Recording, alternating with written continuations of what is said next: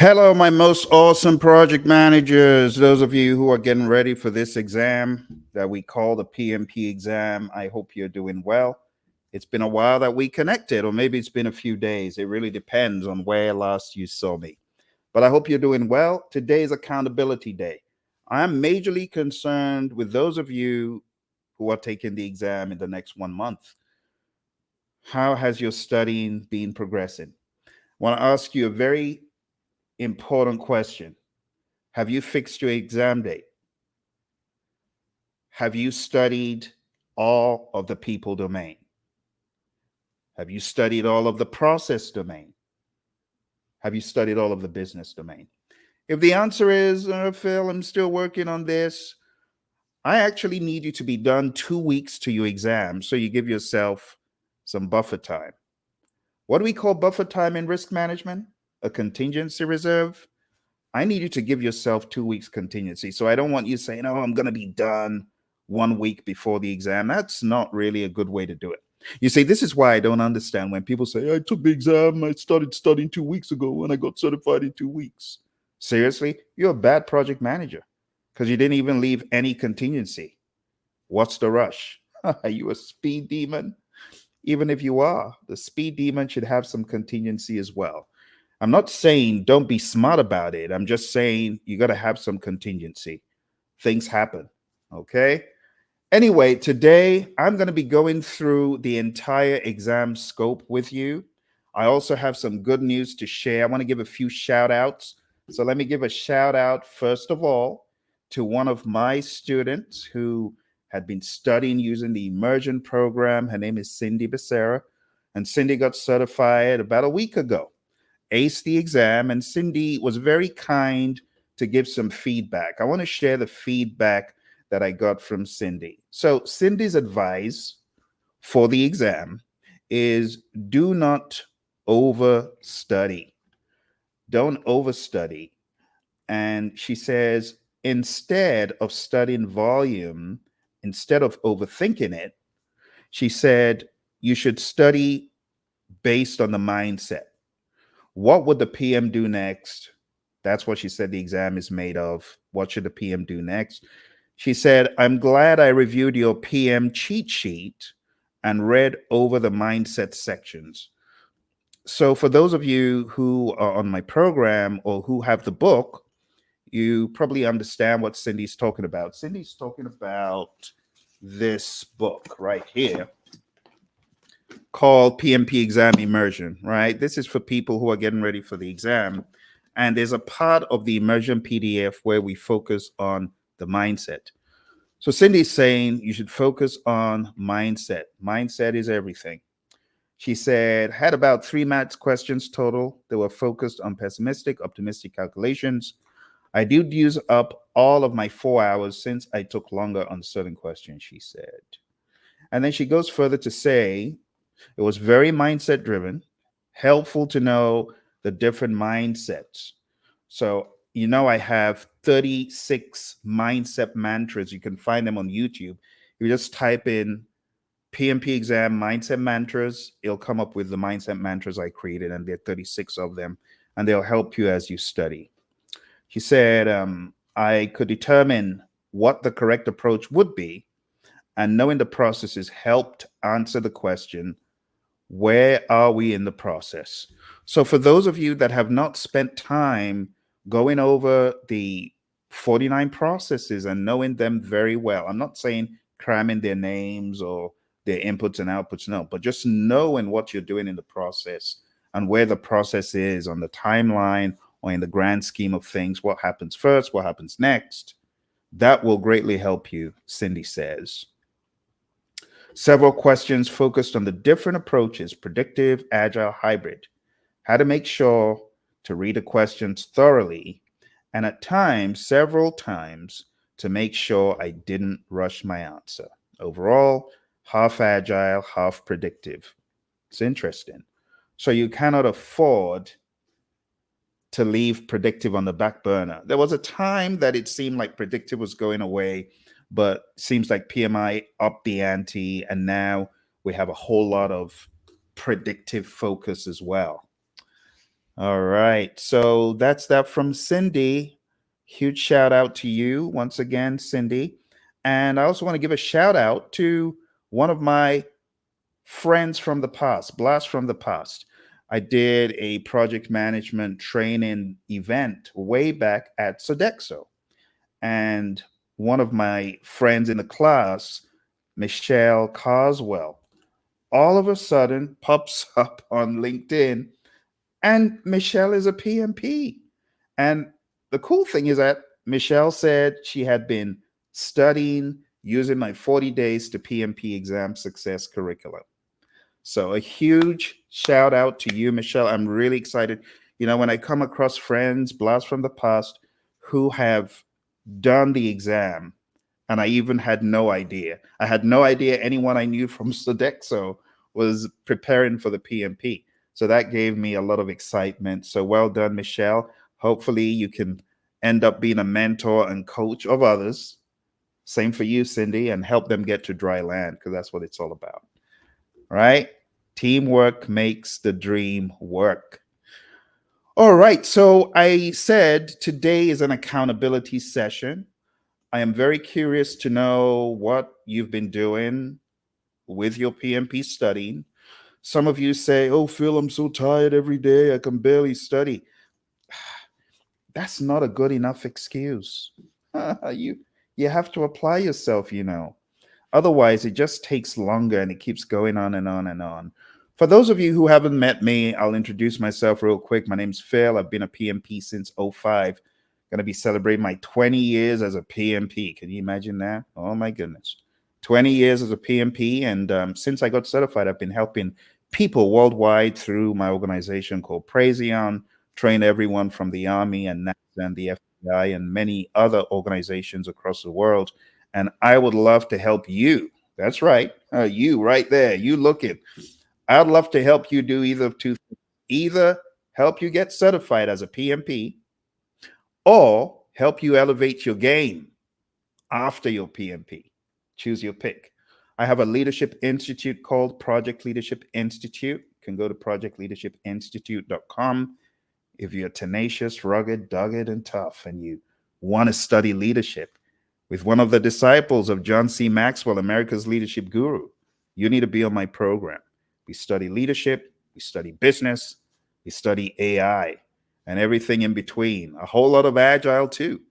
I've had a lot of guests coming to speak to us, like my buddy, Dr. Rick Brinkman. John Maxwell was our keynote speaker when we opened. So if you're looking to elevate your game, you need to be on one of my programs somewhere. Okay. Now, for today, I really want to go in on the topic of the PMP scope, the scope of the PMP, because I want to help you, those of you who are struggling with what should I do today? That is a big question I get from a lot of students.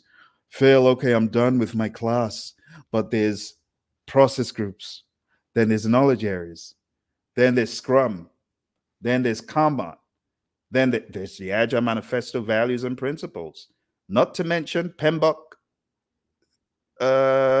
Which PMBOK? Okay, I'll be nice. I'll say 7 is the PMBOK that people are able to purchase. But the PMBOK, the real PMBOK, when you talk about the culture of the PMI, ain't nobody talking about 7. People talking about 6 and 5 and 4. Now, I'm not saying those 5, 4, 3, 2, 1 are still current. They're not current anymore, but 6 is still relevant. Now, you cannot find a 6th edition to buy. It's out of publication because people would have still been buying it. That thing is valuable. That thing is, I mean, I've got my copy, but I won't go there today. But I'll just say Process Groups, a Practice Guide is in print and it has a lot of stuff from the 6th edition. And honestly, in a lot of organizations that I train till today, guess which edition they are keen on studying? Put it in the chat. I ain't going to say. But anyway, right now we're going into the enormity of the exam. I like showing newbies this because it helps newbies understand the scope of what they're going to be getting into. Those of you who are joining me on Saturday, it's actually coming up pretty quick. On Saturday, we have the Project Management Masterclass. And I would love for you to attend my next masterclass. Those of you who are like, oh, I need help. One of my students would see me on YouTube. Her name's Michelle, not the Michelle I just spoke about, but Michelle Bond. She'll see me and she'll say, I need him to start from the beginning. So what did Michelle do? Michelle ended up joining my course for the PMP, got certified about 3 years ago. My goodness, Michelle, 3 years ago, and ended up joining my Leadership Institute. But the real funny thing is she's like, I need him to start all over again. So if you're like one of those people who just sees me midstream on YouTube or Facebook or Instagram, and you're like, I need him to start all over again, then you need to be in my training. Okay? Come to my training and I'll help you understand. But for now, I want to show you the enormity of the exam, and I also want to put it in perspective so that you won't feel overwhelmed. Are you ready? Let's go in. Let's go in on this stuff. Okay. If you're getting ready for the PMP exam, there are a number of things you should understand. And number one is PMI's rules of the game. This is in the PMI Code of Ethics and Professional Conduct. That's right. The PMI Code of Ethics and Professional Conduct is what you sign when you're applying for the exam to say, hey, PMI, I've read the rules. I know there ain't no cheating allowed. I know I need to behave myself. I know I need to tell the truth. I shouldn't say, I'm aspiring to be honest. No, I should be honest. So the PMI Code of Ethics has the rules of the game. Second thing you need to know for your exam, and this is huge, is agile. You got to be agile in life and in knowledge for the exam. So to really firm up your agile, you must be all over the Agile Manifesto values and principles. You also should have read the Agile Practice Guide. You also should have read about servant leadership, Agile practices. What is a team charter? Not the version in the Agile, no, not the version in the PMBOK guide, the version in the Agile Practice Guide. Because remember, there's a difference between a charter in the world of predictive and what it might contain versus a charter in the world of Agile and what it contains, like definition of done, definition of ready, cadence, and so on. Contract types is also talked about on this exam. From an Agile perspective, you got to know how that works. And then the knowledge areas. That's right. The knowledge areas from an Agile perspective. That sounds very curveballish, but I want to help those of you who don't know what knowledge areas are. I'm going to put something in the chat to help you. So let me go on down to my LinkedIn. Those of you on LinkedIn, please go to this link to download a chart that I have for you on the knowledge areas. Hopefully, we'll be able to talk about this later as well. But I'm just going to go ahead and put it in the chat. So here we go. This is a really helpful chart for anyone that has not studied the knowledge areas. Anyone who hasn't studied the knowledge areas, take a look at the link that I just shared and go onto LinkedIn, download it, and it's going to be very helpful in summarizing the knowledge areas. Okay, if we have enough time, we'll talk about knowledge areas today. All right, the other big thing you need to know for your exam is Scrum. So Scrum is an Agile framework. It's the most popular Agile framework used in the world today. Definitely something you need to know for your PMP exam. And those of you taking the CAPM exam, it's also important that you understand all these things I'm talking about. It's just that the questions are written differently, but a lot of the subject matter intersects. You got to understand your 353 of Scrum, Scrum Master, Product Owner, Developers, who are they, what do they do, the product backlog, the sprint backlog, the incremental, the PSI. You also need to understand the event, sprint planning, the daily Scrum, the sprint review, the retrospective, and the sprint itself. which is a container for those other events. You also need to understand as you get ready for your PMP exam, the predictive piece. The predictive piece of the puzzle is the one that makes people scratch their head the most, in my experience. So you got to understand the 5 process groups. Don't mix process groups with processes. Know them apart, right? The 10 knowledge areas, the 49 processes. There are various pages in the PMBOK 6 that I have extracted, things about benefits. You got to understand page 7. Now, if you don't have the book, it's okay, but just understand benefits, the benefits register or the benefits management plan, target benefits. All of this terminology about benefits owners and so on could be helpful. Baselines, project documents, subsidiary plans, and then going into PMBOK 7, 12 principles.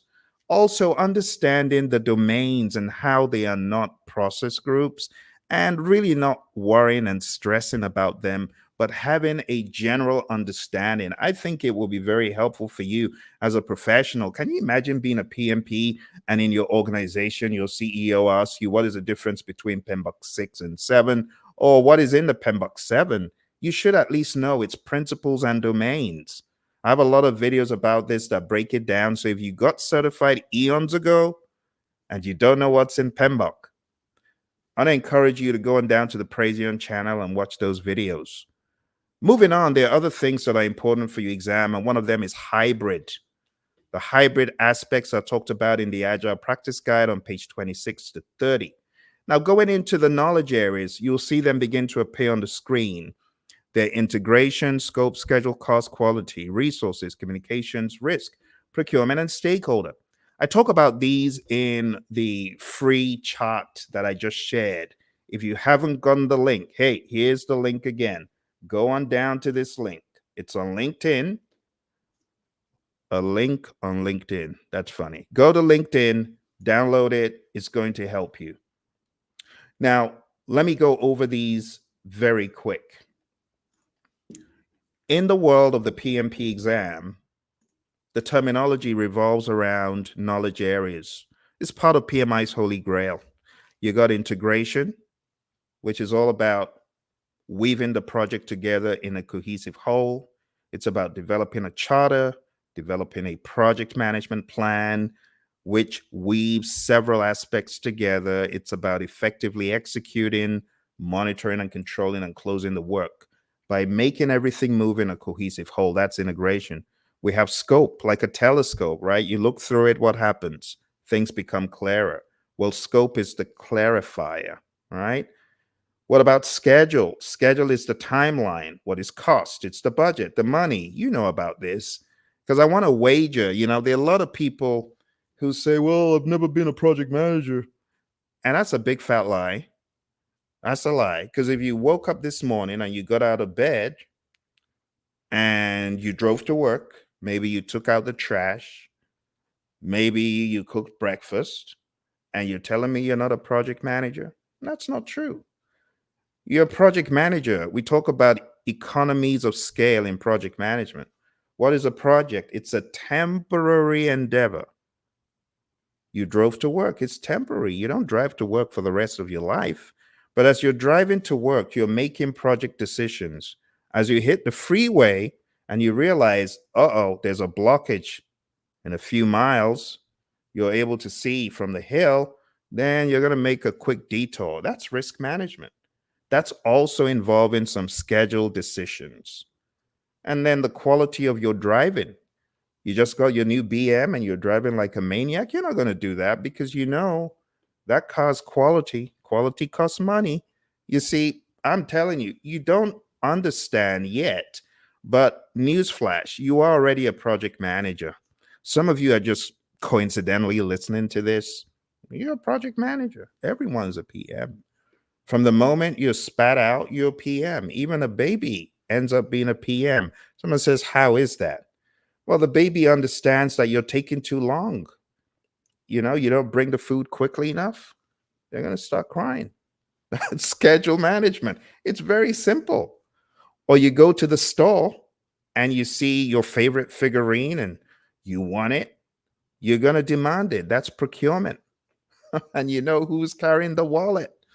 let's not complicate it. Everyone's a project manager, right? Resources, we use resources every day.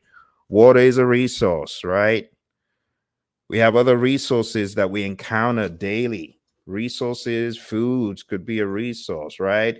We talk about human equipment, material supplies, and facilities as resources. Communications. I dare you to tell me that you don't do this. Whether you do it in sign language, whether you do it verbally, whether you do it non verbally, you are a communicator and you manage your communications. All right. You manage the way you look at people. You don't look at people badly, like a haughty look or what an idiot kind of look. You don't do that. That's communicating. You know how to communicate. Risk, I've already talked about that. It's managing uncertainty. Procurement, I gave you the baby example. And stakeholder, even the baby knows who their stakeholders are. The baby knows the parents are the stakeholders, and the baby could place huge demands on the stakeholders. The stakeholders could also manage the baby. It really depends. But with all that said, I hope you download that free sheet. And I have a mnemonic for you. It just says, I saw six Cubans quietly rolling cigars, really puffing smoke. Now, I'm not saying go smoke yourself to oblivion. I once said this in a healthcare company. They didn't like it. I said, relax. It's just a mnemonic. I'm not saying go inhale all the smoke in the world. My goodness, some people too serious, too serious. But anyway, this is the roadmap for the knowledge areas that you've heard a lot about in the world of the PMI. And for your exam, you got to go a step further. You actually need to understand how the knowledge areas weave together. One very good representation of this used to be in PMBOK 7. You can also find it in the, um, what's it called? Process Groups or Practice Guide. But what I'm going to do for you today is make it even easier. I'm going to share it with you in, oh, my good friend, Adrian. Adrian, very good to see you today. It's been a while. I hope you're doing well. Adrian says, hi, Phil. Will this class qualify for the educational hours to take the exam? Absolutely, Adrian. You know how we roll. We don't mess around. So, yeah, of course. This will qualify for you to take the exam. It's good to see you. It's been a while. Hey, Adrian, let's get it done. Let's get it done. Join the program. Let's kill this thing once and for all. This annoying little gremlin that pops up. This exam, we got to take it out this time. But for those of you on the call, I want to help you understand how to map out these process groups and knowledge areas. So I'm going to share with you in the chat a sheet from UCLA, which I know UCLA, you got this from PMBOK 6, but it's okay. But I put the link in the chat and I'm going to go over it with you really quick. All right, so let's go over the 49 process sheet. I know you've seen this thing before, right? Again, it's from UCLA. You can see the link there at the top. And all PMI is saying is there's 5 process groups in project management. The mnemonic is I prefer eating mangoes chilled, initiating, planning, executing, monitoring, and controlling and closing. And on the left is the mnemonic. I saw 6 Cubans quietly rolling cigars, really puffing smoke. And then when you boil it down for every knowledge area, you have a bunch of processes, but you really need to understand what am I doing in each process. See. So I'm going to very quickly narrate to you what happens. And those of you who've been in the world of structured project management, it'll probably make sense to you. So in integration, you develop an authorization document, you develop a plan, you direct the work, you help the team, you direct the work and you allow the team know, hey, this is what needs to be done, and you're pretty much managing it. You're facilitating it, you're leading it. Now, I'm not saying it's a carrot and sticks thing, but you are effectively persuading and influencing. Managed project knowledge is where you are taking an account of what went well and what didn't.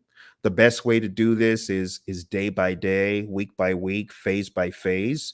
not at the end of the project. At the end of some projects, people say, oh, well, I guess we learned how not to do this. Let's not do it like this next time.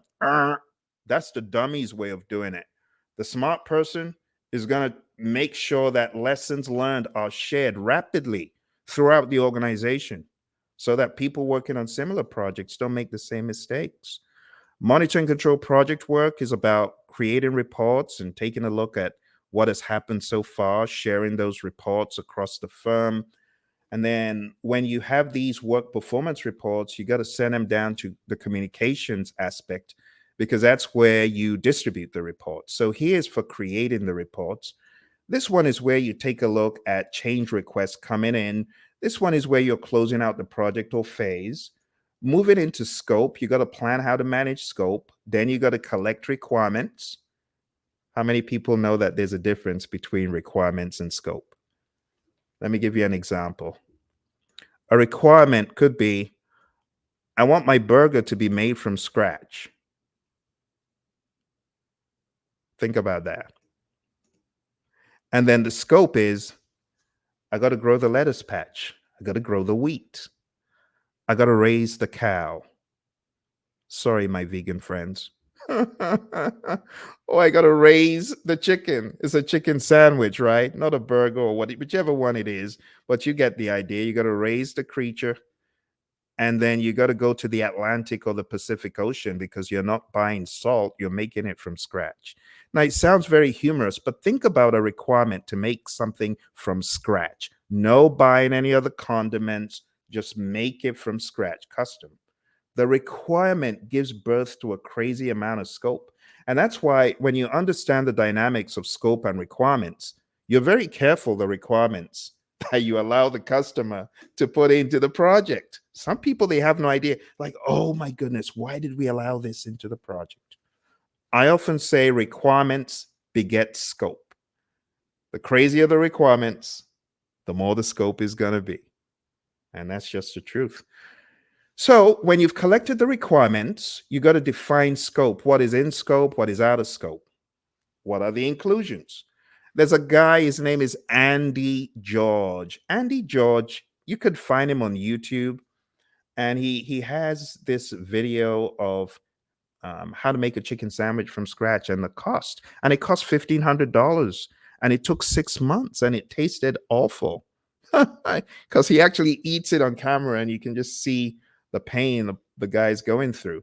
But just think about it. The difference between the requirement to make a chicken sandwich from scratch and the requirement that says any how you want to do it is fine, just make sure it's good.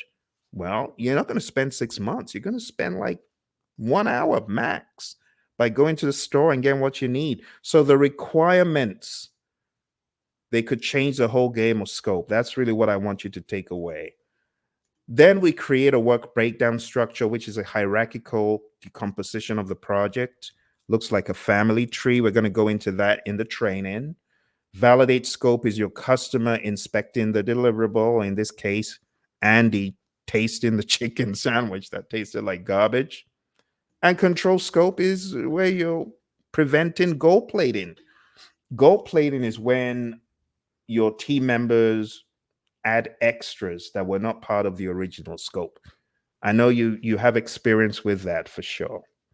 If not on a real project, maybe a project at home. Anyway, we won't go into that. Let's go into schedule management. Schedule management is all about creating a timeline. But one of the things that you see with the PMI, they want you to plan how to do stuff. So plan how to manage the schedule, plan how to create the schedule. Okay. For those of you just coming and asking the question, my friends on Instagram, I see you. I see you. My friends on Instagram, you need to be joining me this week, my friends. Join me this week. Go on down to hpmexam.com. You see the ticker tape right there? Join me and let's elevate your game. But anyway, what I'm sharing is in that link. But the schedule is all about defining the activities, putting them in order of occurrence, estimating how long the activities will take, putting all that together into a cohesive schedule, and preventing schedule delays. Cost management is about planning how to manage cost, estimating the individual tasks, rolling them up into a final total, and then preventing budget overruns. Quality management, this is about planning how to manage quality. Manage quality is about actually managing the quality. Now, that sounds vague. Let me be more specific. A quick lesson on quality management. Now, I'll talk about this a lot more in the class, but I think this will help a lot of you. What is quality? Fitness for use, conformance to requirements, customer satisfaction, and Kaizen, continuous improvement. When you go to your favorite restaurant and you sit down and you're given a plate of food, you are immediately, whether you like it or not, subconsciously, you are gauging the quality. You got radar in your head, measuring the salt level, measuring the flavorfulness, if there's such a word, but really just trying to see, is this what I expect? You ever been to your favorite joint and you're like, no, this is below quality. Why? Doesn't meet your expectations. It's not fit for use. It doesn't conform to requirements, perhaps, and it doesn't satisfy the customer. You ever seen someone who said, well, we did a really nice job, but the customer is so ungrateful? My friend, in this world of PMP, if it doesn't satisfy the customer, failure, project failed. You see why the job of a PM is so difficult, because you got to balance that fine line, and you got to do everything possible to ensure your customer is satisfied. Because in PMI's world, the customer ain't satisfied. It doesn't matter how highly your boss thinks or how highly you think. If your customer says it ain't cool, it ain't cool. So, in the world of PMI, when we talk about quality, we're talking about fitness for use, conformance to requirements, customer satisfaction, and Kaizen. We're thinking about change for the better.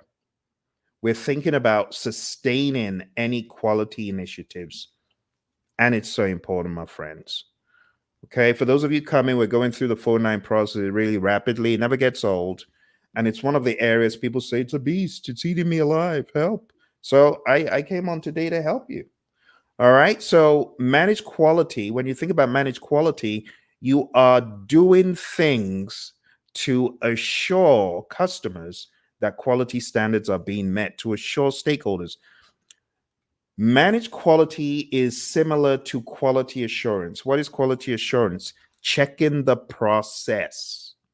There's a difference between checking the product versus checking the process. Manage quality is checking the process. Control quality is checking the product.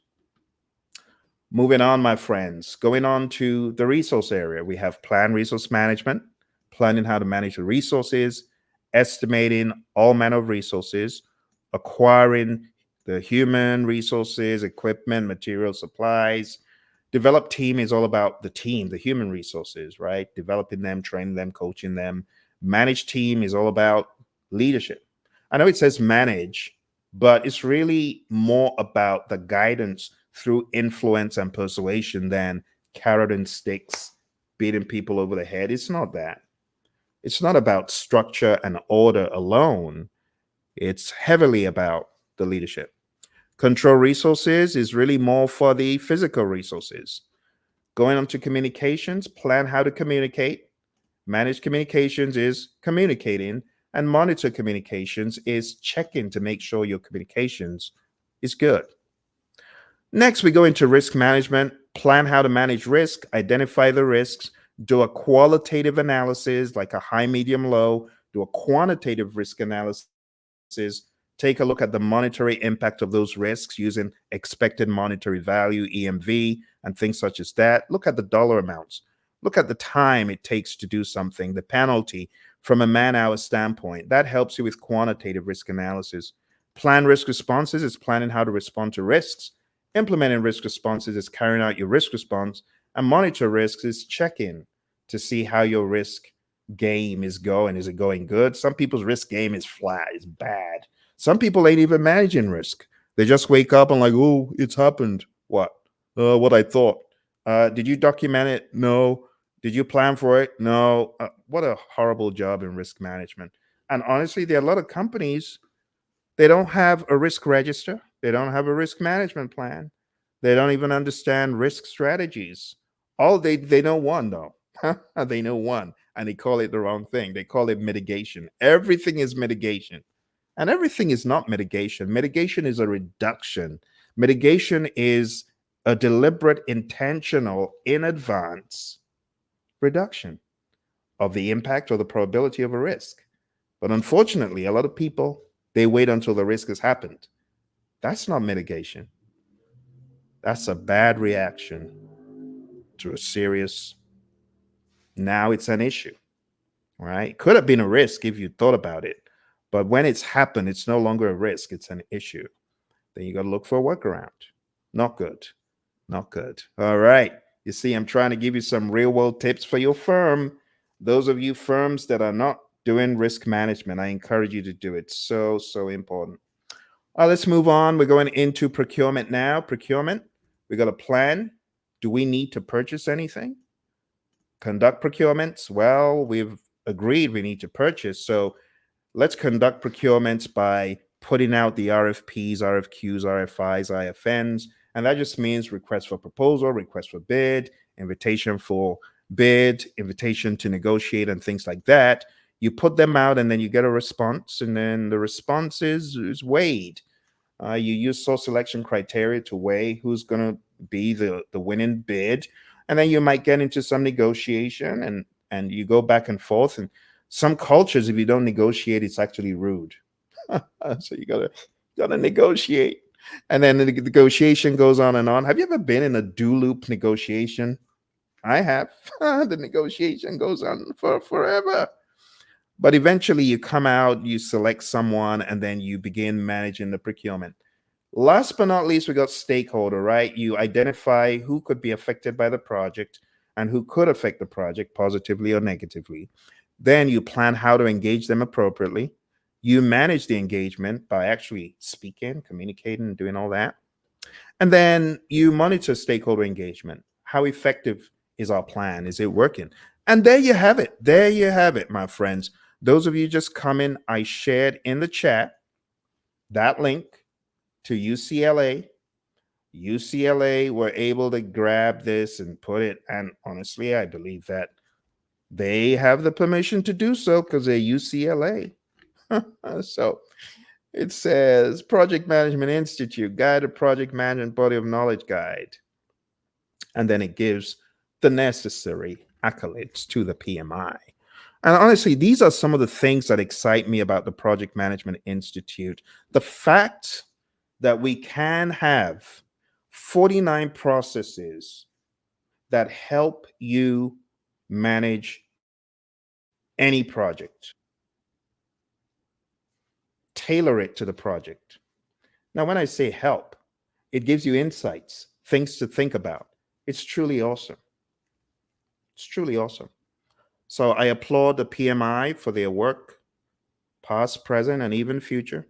And that's why I always try to do my bit by being a final reviewer of the PMBOK guide. But beyond the PMBOK guide, the PMI will tell you it's a standard. You know, I hear a lot of people say, well, that PMBOK guide is so hard, it's so esoteric, it's difficult to, and they do the wrong things. It's difficult to memorize. It's like eating an elephant. It's big, but if you spend time in my class, you will be coming away understanding the content very well. You will, because I'll challenge you. Okay. So I went from almost getting mad at the PMBOK guide on my first rodeo. I was so annoyed. I went to the Mesa Library in Arizona, sat down because my awesome mentor, Mary, had given me all her books. She said, Phil, you make a good PMP. Boom. And then she gives me all the books and I get excited thinking, oh yeah, I've already done the certified internet webmaster. I've done 3 of those certs. You know, a little bit of Flash and Dreamweaver. That was back in the day. I'd done those exams. Those were my first professional exams, you know, exams on the web and being a webmaster and web developer. So I thought, how hard can it be? Until I went to my local library and I plopped open PMBOK Guide and I was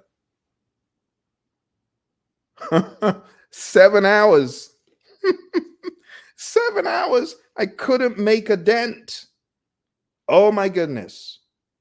Talk about Mr. Magoo looking like an absolute punk for 7 hours. It's such a funny tale because it just shows you your understanding of organized project management can be a mystery. Never been there before. It reminds me of like organized religion. The organization of project management, honestly, it's a different world. For those of you who've been in the real world of project management and you've that's fine, but when it comes to organized project management and the definitions, they're very big and unwieldy. So my first 7 hours with PMBOK, I was so frustrated. I was so mad. I threw the books back into my bag and I went home feeling very defeated, beaten up. I didn't know how I was going to navigate it. I was doing it the wrong way. I was trying to read a standard, bulldoze through a standard, and use the standard as an elimination path without context. For those of you who are in that bottleneck, you want to go to Google and just type in fail family reunion project Praizion. You'll probably find my family reunion encounter. And I take the family reunion story and I spin it around the 49 processes to make it easy for people because I was there, just like you, like a deer in the headlights, clueless, not knowing what I was going to do next. Imagine putting 7 hours into studying and you just get so defeated. You got to go home and you got to go sleep because the PMBOK beat you up. And that's why in the years that followed, when I got more and more proficient, I decided I was going to help people. I wrote this book called PMP Exam Immersion. This is for the PMP exam. Those of you coming on the program are going to get this book. I also started working on audio because I realized not everyone likes reading a book. My goodness, some people are bored out of their mind reading a book. So I created this project management audio digest, and you hear my voice and the voice of my co-trainer Emily and many other voice actors. You see, one of my pet peeves is boring. Oh my goodness. Let me talk about that for a second. You ever been to a PMP training course and let's be honest, you ever fallen asleep? Let me be honest. Let me look you in the eye. You ever fallen asleep in a PMP course? Don't lie.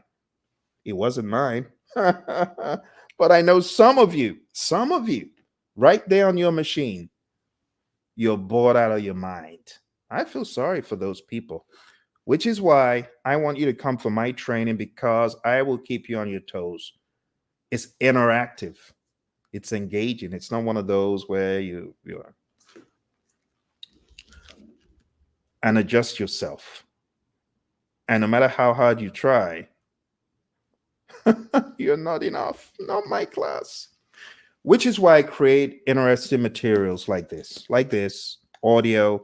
I have voice actors, voice talents, whole drama productions in this. And you're going to get this as part of my training program 20 hours of audio, 20 hours, you know, 20 hours. And we ain't talking about just like AI blabbing away at you. No, this is your buddy Phil and a cast of actors acting out PMBOK. You're also going to get this. It's called Project Management Essentials. That is for the predictive piece. And you're also going to get this one. It's called Agile Principle Run and Cut. I wrote this with my Agile coach, my buddy Roy, who you will also encounter in the course in video. And perhaps, who knows, maybe you might encounter him live one of these days. It really depends.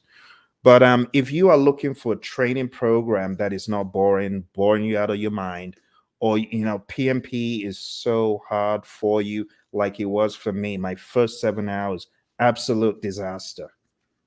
Going down to the link, you see the ticker tape below, PMP stuff, hpmexam.com. Go sign up for the program, because not only will you have a vehicle to get certified, you also have a friend for life who will be there to help you traverse life after the PMP. PMP is great. It's the beginning. After you get certified, there's another world out there. But we'll talk about that when you get there. For now, why don't we go back to our initial discussion, because I'm just touching the tip of the iceberg. We have a few more things to discuss. If you remember, I showed you that big old map, right? But beyond the map, we need to touch on a few other things. And I can appreciate the fact that some of you are either at lunch, or you just got back from lunch, or you're on a conference call. You're like, Phil, why you go live during my conference call? I can't be on the call. I know, I understand. We're going to get done here very shortly. So I gave you a very good breakdown of the world of predictive, but I don't want you to leave without giving you some illustration and some understanding about Agile. Okay. So let's jump into the discussion about the exam, and then I will get into some Agile musings with you. And those of you who are watching live, it's always a great opportunity for you to ask me questions. So if you're watching live July 30th, you need to ask questions. Take advantage of it. Okay, let's jump into the next section of our study. So I want you to be aware that the exam is very straightforwardly broken down into people, process, business. Either you're good at it or you're not. You either got people down pat or you ain't got down pat. Process, same thing.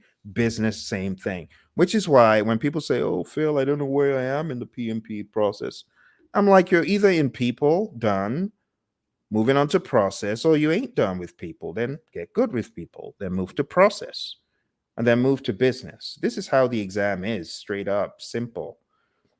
There's no need to confuse the issue, right? Now, when it comes to people, process, and business, you also have an agile view to people, an agile view to process, an agile view to business. And then you have a predictive view to people, a predictive view to process, and a predictive view to business. Now, people might argue, no, people are just people are just people. Well, not really. The way you interact with a team in an agile environment is very different, because the team is responsible for the integration. Whereas in the world of predictive, the project manager is responsible. So in the world of predictive, we have a straight line going from A to B. We're going to plan everything. It's all planned to the T, and it happens like that. Whereas in the world of Agile, there's some twists and turns. We start off and we might be thrown off course, but we get back on course, and there are twists and turns, and there's a lot of experimentation. That's how Agile is. It's like cooking a new dish. Every step of the way, you're asking, oh, have I gone off? Does it still taste good? And then maybe you have people working with you to taste the food and say, oh, no, it tastes good. It's okay, until you get to the end. That's how the world of Agile is. But I want to demystify what Agile is. A lot of people say, well, I think Agile is a methodology. No, don't say that. Agile is not a methodology. Agile is first and foremost a mindset. And I believe that so much, I wrote a book called Agile is a Mindset. You can find that book on Amazon. A lot of people argue and say, well, if it was just a mindset, all you need to do is just think agile and you're going to be agile. Well, of course, we're not saying that. But as a man thinks, so is he. It starts off in the mind. Everyone knows this. Well, not everyone, obviously. Some people don't. But you got to first think agile. So I say agile is a mindset that catalyzes the ability to pivot to the ever-changing world around you. That's what agile is. Starts off in the mind.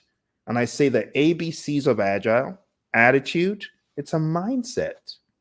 Attitude starts in the mind. It may translate into body language, behavior.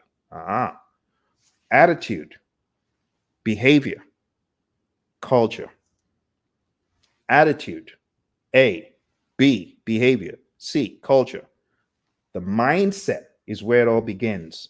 And that's why the awesome 17 individuals who put together the Agile Manifesto, which I'm about to show you, they understood. They understood.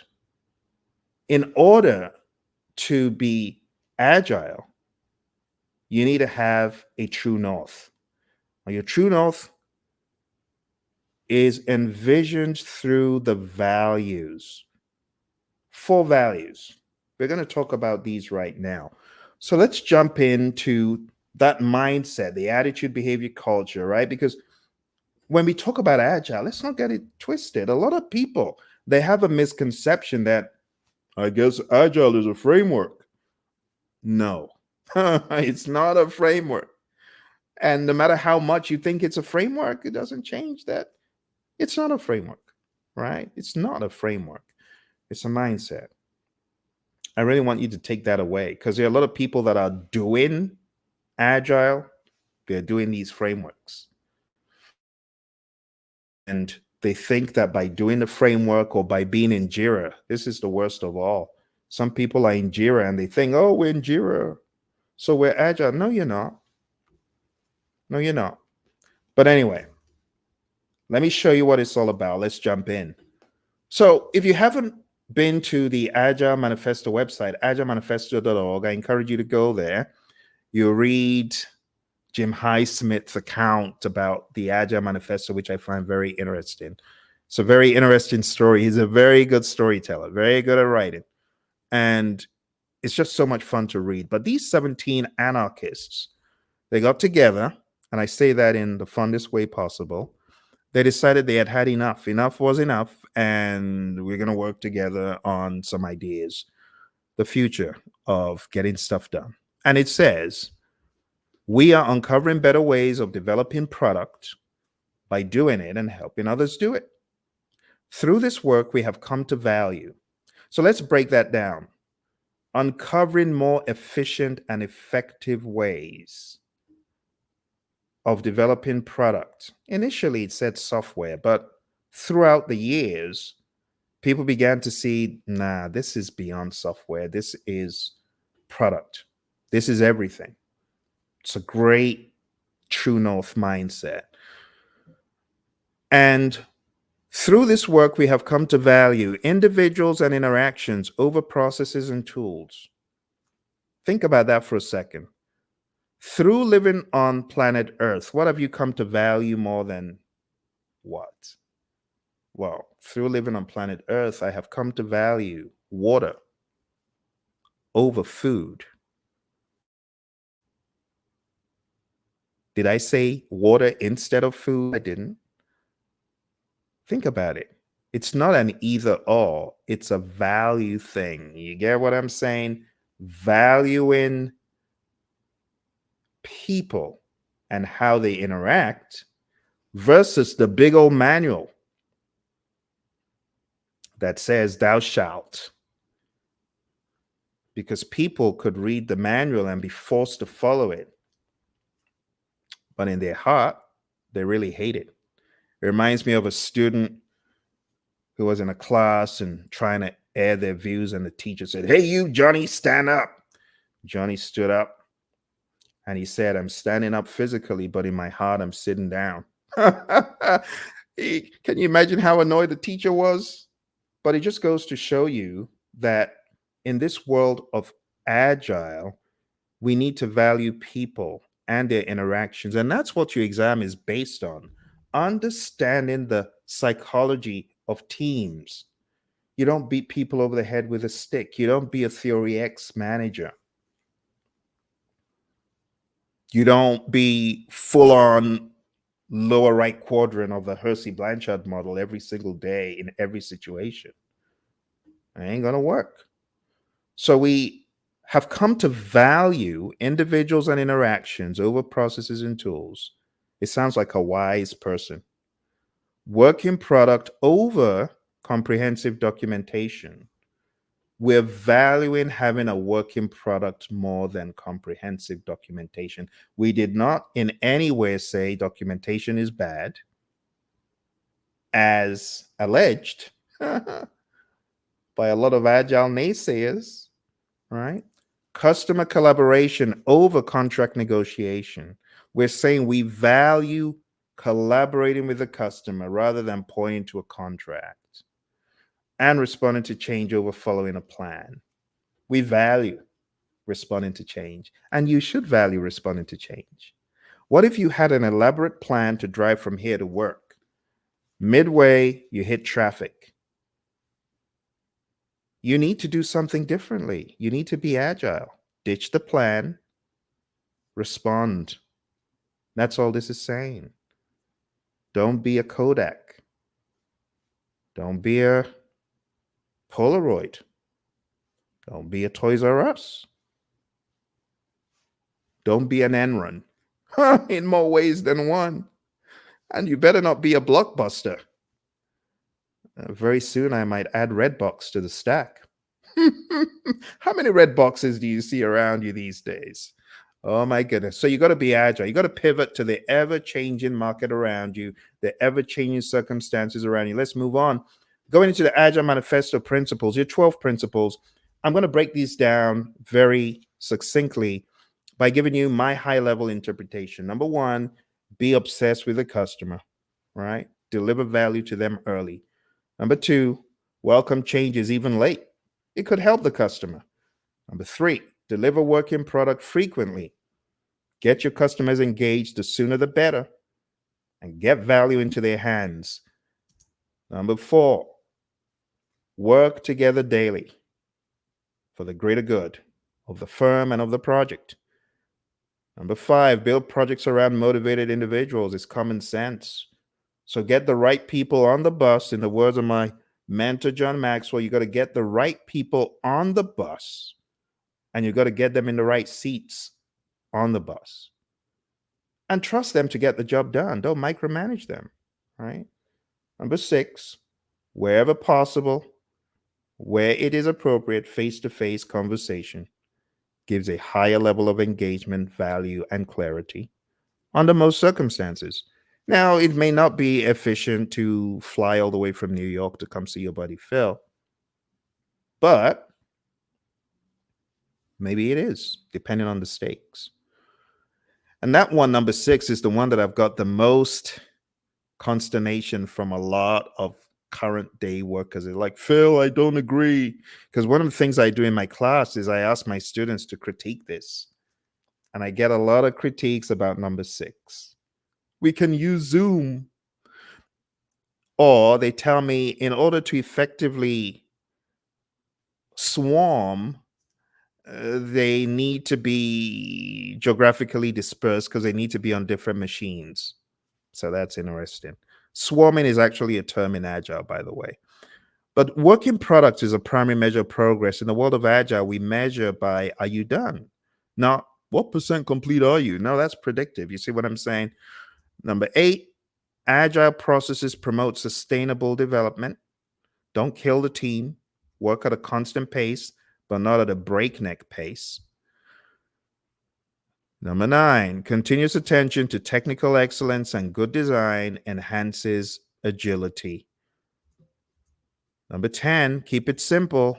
Keep it simple, sir. Keep it simple, sister. Keep it simple, students. Number 11, the best architectures, requirements, and designs are from self-organizing teams. And number 12, at regular intervals, check to see how you could improve the process. All right. And those are the 12 Agile Manifesto principles. Again, something that you should be aware of for your exam. So, for those of you who are just coming, I am going over accountability. That's number one. If you are my student, I want you to chat into me how your studying is going, what you have accomplished in the past week. and what you intend accomplishing this week. It's like an agile daily stand up, if you will.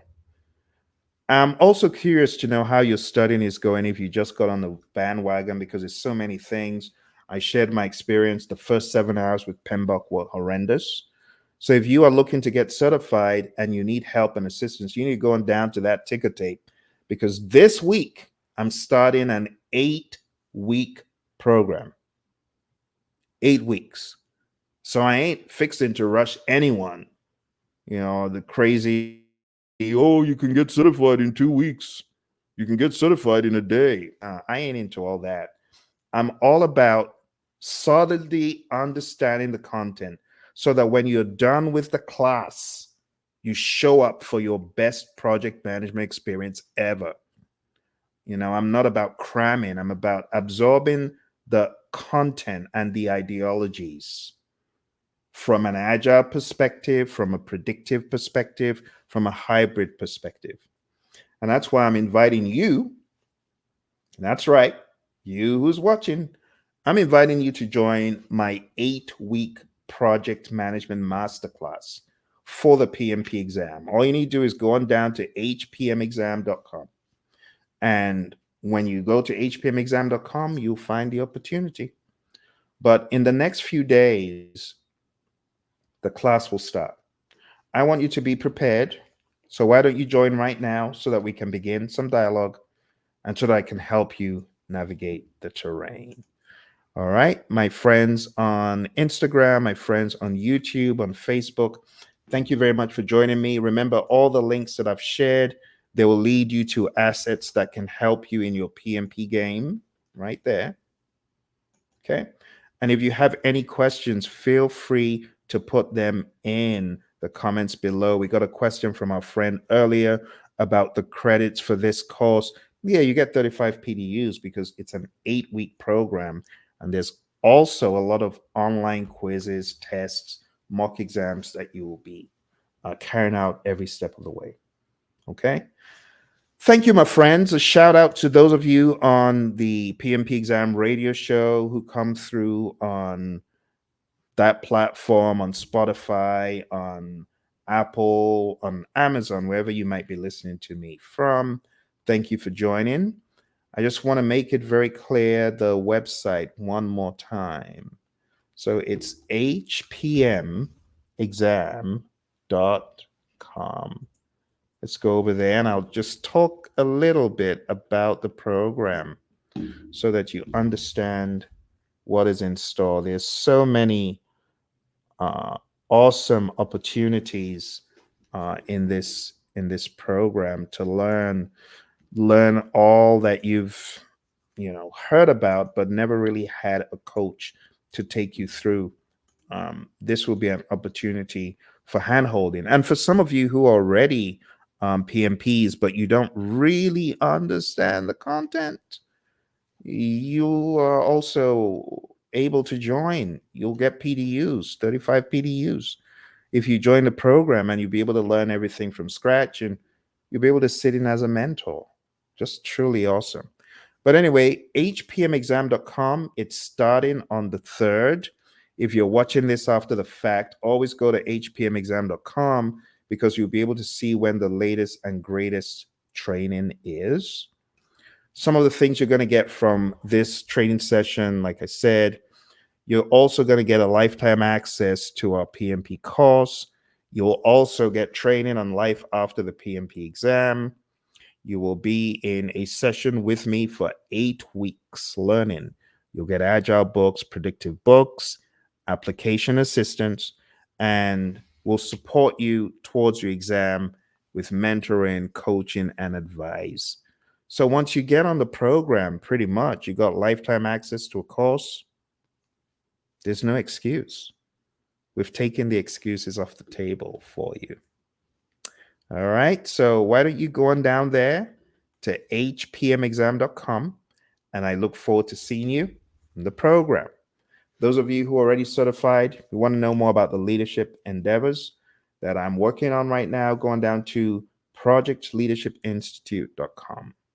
Thank you very much. I wish you all the very best in your journey. Remember, PMP prowess, it develops daily. It does not develop in a day. Contrary to what you hear, I got certified in 3 hours. I'm not talking about the exam. Some people come up with all sorts of tales.